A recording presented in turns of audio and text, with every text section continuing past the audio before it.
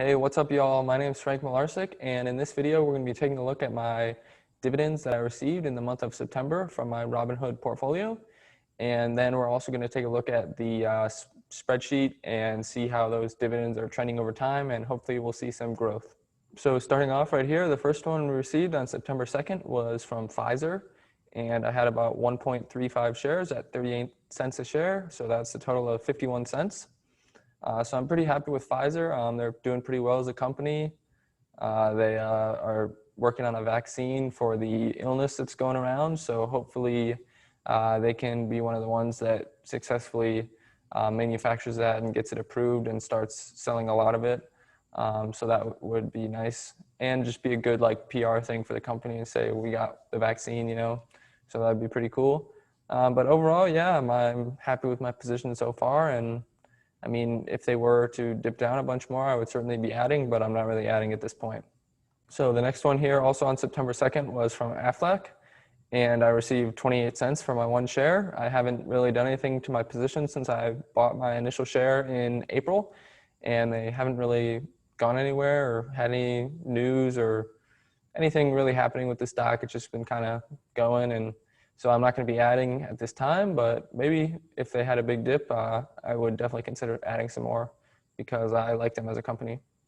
So my next dividend was from Southern Company, and talking about companies I really like Southern Company.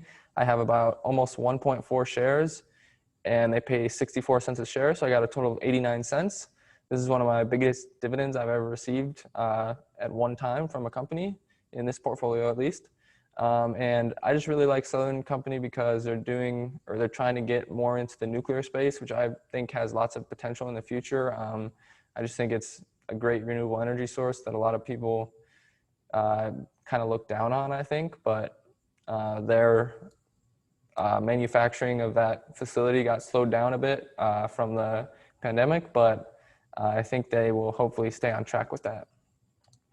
And then next up, we have Johnson & Johnson, which is a staple of pretty much everyone's dividend portfolio. I have just over a quarter of a share, and they paid at $1.01 every quarter. So I got 29 cents total, which is not bad. It's definitely better than the previous dividend. I forget what it was, but it was definitely a little bit less than that.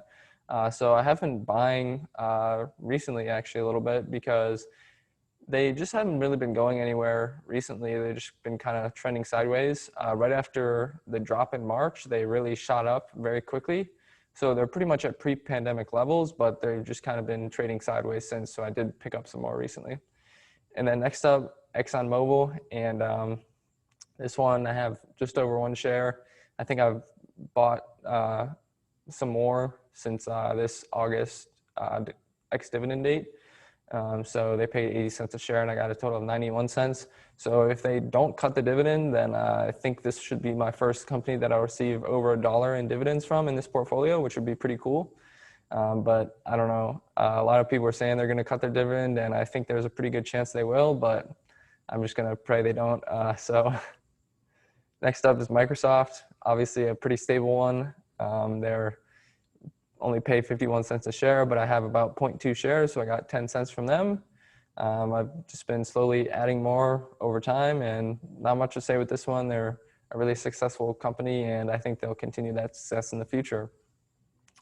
So the next one is Amcor, and over time I've actually grown to like this one a lot more because they make like packaging materials and stuff like that pretty much everyone's going to always need, and especially with there being so much more shipping recently, I see that really doing well for them. So I just have one share, and they paid me 12 cents, so that's great to see.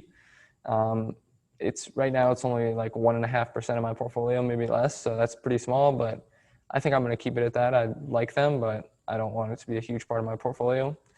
And then the last one here is Travelers, another insurance company. So that's one of the things I'm sort of unsure with in my portfolio is I have two insurance companies, which generally I don't think most people do, but it's working for me at the moment, but we'll see how it goes in the future. I have just under a quarter of a share, and they paid 85 cents a share, so I got a total of 19 cents from them this quarter. And so that's pretty much all the dividends I received this month, or in September at least. which was last month, I guess. So now I'm going to show you my spreadsheet and how those dividends fit in there. All right, so we're in my spreadsheet, and this is the dividend payments sheet here. So as you can see, these are the 8 companies, I think, at the bottom here that paid me this month. I added them into my just running list here, and I also added this little color thing. It makes it look a little bit nicer. So then if we go into the dividend totals tab, you can see my total for September was $3.29, which was just barely above my June total of $3.27. So that's good to see. And it would have been a lot bigger of a difference. But in June, I had SPYD, which is a ETF. I think it pays around 5%.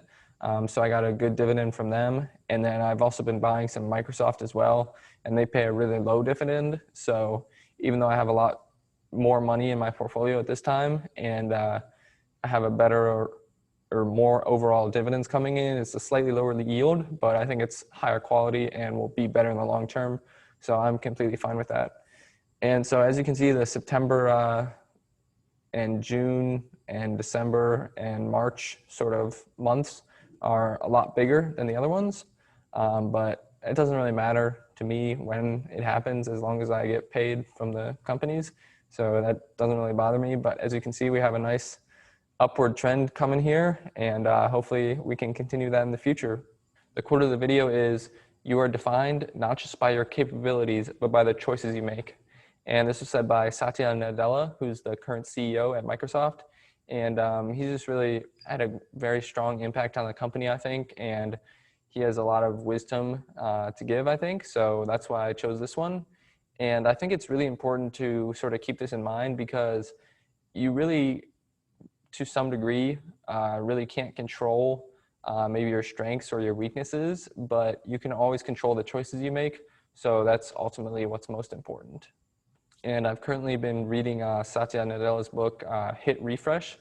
And it's sort of just about his life and his first few years as CEO at Microsoft and how he's tried to transform the company a little bit. So I don't know if you liked my last book review, but if you want me to do a book review on that one, I can do. I really enjoy doing that because it sort of gives me an opportunity to reflect on the book and think about what I learned from it and think about what is the most important if I were to share it with someone else. So let me know in the comments if you want me to do a book review on it, and I certainly can once I finish it. That's going to be a wrap on today's video. If you enjoyed it, make sure to drop a like and subscribe. I would really appreciate it. And with that, I'll see you in the next one.